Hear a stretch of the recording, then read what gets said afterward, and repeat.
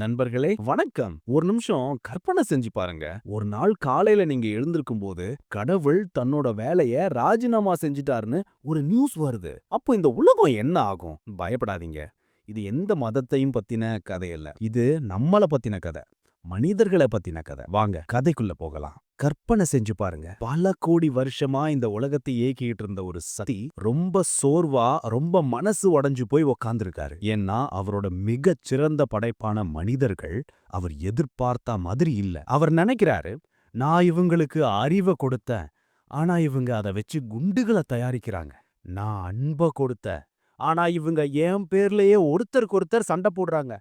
அடுத்தவனோட பொருள திருடுறதுக்கு எங்கிட்டயே வந்து வரம் கேக்குறாங்க. போதும்னு முடிவு பண்றாரு. ஒரு கடிதத்தை எழுதுறாரு.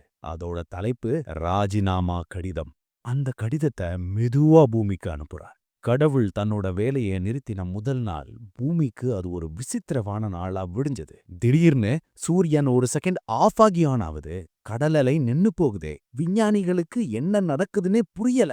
ஆனா எல்லாத்தையும் கூட பெரிய பிரச்சனை என்ன தெரியுமா? கோயில்கள், சர்ச்சுகள், மசூதிகள்ல கோடிக்கணக்கான பேர் கும்பிடுறாங்க, பிரார்த்தனை பண்றாங்க. ஆனா அந்த பக்கம் ரிப்ளை பண்ண யாருமே இல்ல. முதல் முறையா இந்த பிரபஞ்சத்துல நாம தனியா இருக்குமோன்னு ஒரு பயம் எல்லாருக்கும் வந்துரு. இப்போ ஒரு முக்கியமான கேள்வி வருது. யாரும் பார்க்கல, யாரும் தண்டனை கொடுக்க மாட்டாங்கன்னு தெரிஞ்சா நாம எப்படி நடந்துப்போம்? ஒரு கூட்டம் நம்மள கேட்க யாரும் இல்லைன்னு நினைச்சு அவங்களுக்குள்ள இருந்த மிருகத்தை வெளியே விட்டாங்க. திருட்டு, வழிப்பறின்னு சண்டைன்னு உலகம் முழுக்க குழப்பம். ஆனா இன்னொரு பக்கம் சில பேர் ஒரு உண்மையை புரிஞ்சுக்கிட்டாங்க. கடவுள்ங்கிறது வெளியில இருக்க ஒரு சக்தி இல்ல. அது நமக்குள்ளே இருக்கிற அன்புதான், மனிதாபிமானம் தான் அவங்களுக்கு புரிஞ்சுது. அவங்க ஒருத்தருக்கு ஒருத்தர் உதவி செஞ்சாங்க. கையில இருந்த ஒரு ரொட்டி துண்ட பகிர்ந்துக்கிட்டாங்க. பல வருஷம் போச்சு. கடவுள் இல்லாம வாழவும் மக்கள் பழகிட்டாங்க. ஆனா கடவுள் ஏன் போனாருங்கிற கேள்வி மட்டும் எல்லார்கிட்டையும் இருந்துச்சு. அந்த பதில தேடி ஒரு சின்ன குழு தன்னோட பயணத்தை தொடங்குச்சு. கடவுளை திரும்ப கூப்பிடல, அவர் ஏன் போனாருன்னு தெரிஞ்சுக்க மட்டும்தான். கடைசியா அவங்க தேடின பதில் கிடைச்சது. அது ஒரு ஆயுதமோ மந்திரமோ இல்ல, அது ஒரு கடிதம். கடவுளோட ராஜினாமா கடிதம். என் அன்பான பிள்ளைகளுக்கு, நான் உங்களுக்கு சுதந்திரம் கொடுத்தேன். ஆனா நீங்க அதை வச்சு ஒருத்தர் ஒருத்தர் அடிமையாகினீங்க. நான் உங்களுக்கு அறிவு கொடுப்பேன்.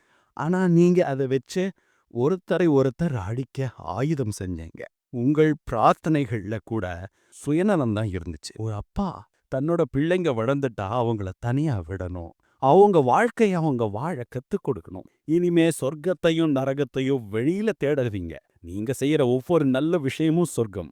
நீங்க செய்யற ஒவ்வொரு கெட்ட விஷயமும் நரகம். நான் உங்களை கைவிடல. உங்க மேல நம்பிக்கை வைக்கிறேன். இது என் ராஜினாமா இல்ல. இது உங்க படமளிப்பு விழா. இனி இந்த உலகத்தோட பொறுப்பு உங்க கையில இருக்கு. நண்பர்களே, இந்த கடிதத்தை கேட்டன அந்த மக்களுக்கு என்ன தோணியிருக்கும்? அவங்க முதல் முறையா ஒரு உண்மையா உணர்ந்தாங்க. கடவுள் நம்மளை கைவிடல. நம்ம மேல நம்பிக்கை வச்சு இந்த முழு பொறுப்பையும் நம்ம கையில கொடுத்துருக்காரு. அன்னைக்கு அவங்க வானத்தை பார்த்து கும்பிடுறதை நிறுத்திக்கிட்டு பக்கத்துல இருக்கிற மனுஷனுக்கு உதவி செய்ய ஆரம்பிச்சாங்க. கோயில்களை விட பள்ளிக்கூடங்களையும் ஆஸ்பத்திரிகளையும் கட்ட ஆரம்பிச்சாங்க. கடைசியா ஒன்னே ஒண்ணுதான். இனி நாம தான் இந்த உலகத்தோட கடவுள்.